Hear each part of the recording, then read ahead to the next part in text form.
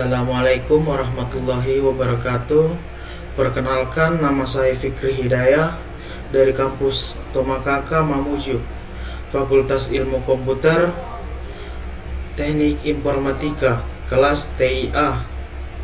Di sini saya akan membacakan materi dari Pak Didi Suwarna Eskom Mkon dengan judul Data Flow Diagram atau DFD. Proses pembuatan aplikasi.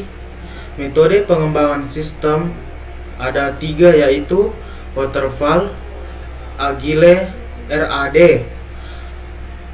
Waterfall, pengumpulan kebutuhan, rancangan sistem, implementasi, testing, perbaikan. Pengertian DFD.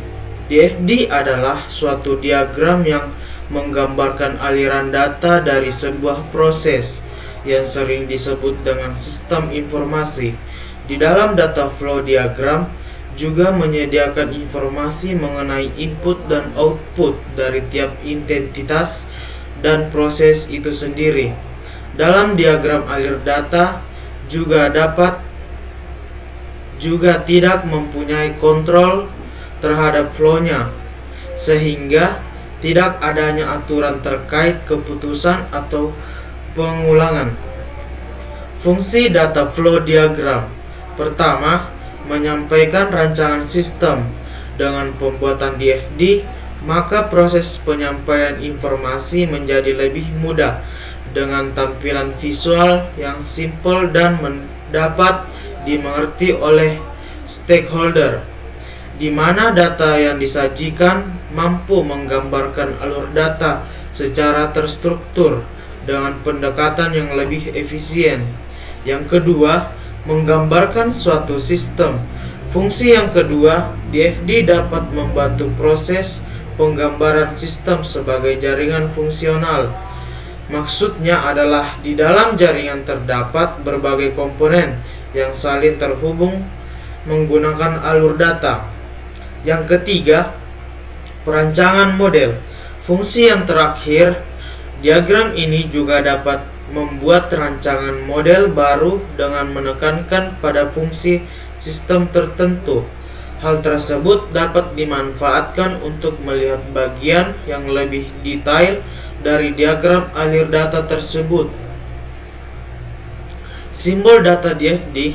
Terdapat beberapa simbol utama untuk menyusun sebuah rangkaian DFD yang tepat. Di antaranya adalah: pertama, data flow, proses, source of sync atau external entity. Yang keempat, data store. Data store adalah file untuk menyimpan data yang digunakan untuk proses selanjutnya. Dapat dikatakan juga seperti basis data atau database. Pada umumnya, data store berupa tabel yang dapat diolah serta mampu terhubung dengan setidaknya satu masukan dan satu keluaran. Penggambaran atau simbol data store berupa 2 garis sejajar. Data flow.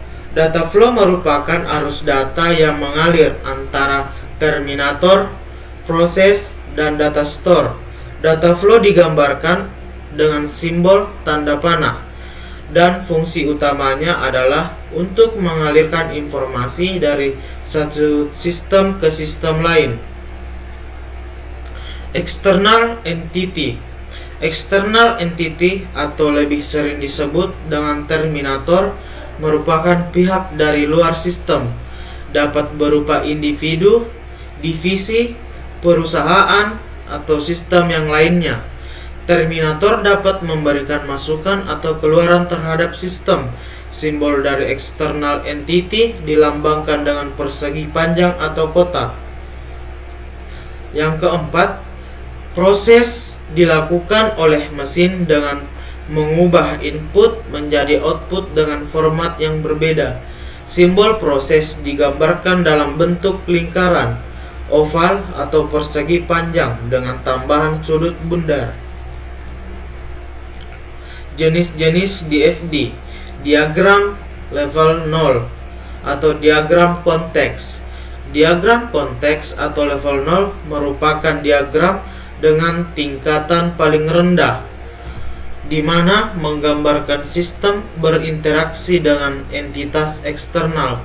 Pada diagram konteks akan diberi nomor untuk setiap proses yang berjalan, dimulai dari 0 terlebih dahulu.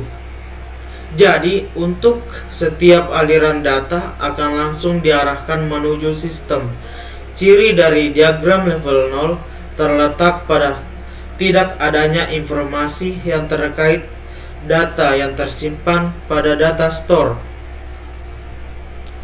Yang kedua, diagram level 1. DFD level 1 merupakan lanjutan dari diagram konteks karena setiap proses yang berjalan akan diperinci pada tingkatan ini, sehingga proses utama akan dipecah menjadi sub-sub proses yang lebih kecil lagi.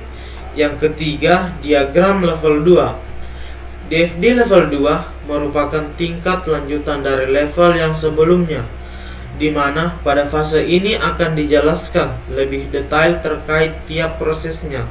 Namun, untuk tingkatan ini jarang sekali dikerjakan dan lebih banyak hanya menerapkan 2 level di bawahnya saja.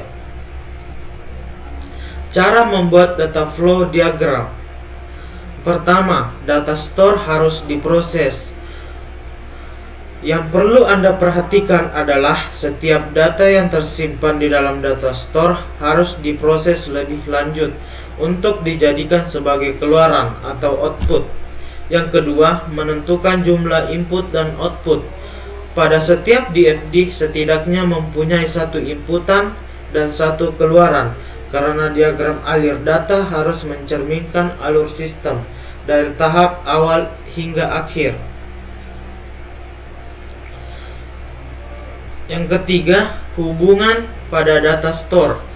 Setiap data store harus saling terhubung dengan setidaknya 1 input dan 1 output agar dapat menyimpan data yang masuk menuju sistem.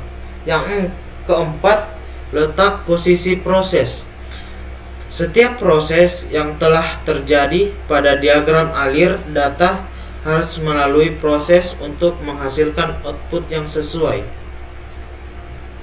Contoh penerapan DFD sebagai berikut. Ilustrasi di samping merupakan bentuk gambaran contoh DFD level 1 yang menjelaskan terkait sistem aplikasi ojek online dengan 4 data store yang dibuat. Sekian itu materi dari Pak Dedi Suwarna yang saya bacakan. Kurang dan lebihnya mohon dimaafkan. Wabillahi taufiq wal hidayah. Assalamualaikum warahmatullahi wabarakatuh.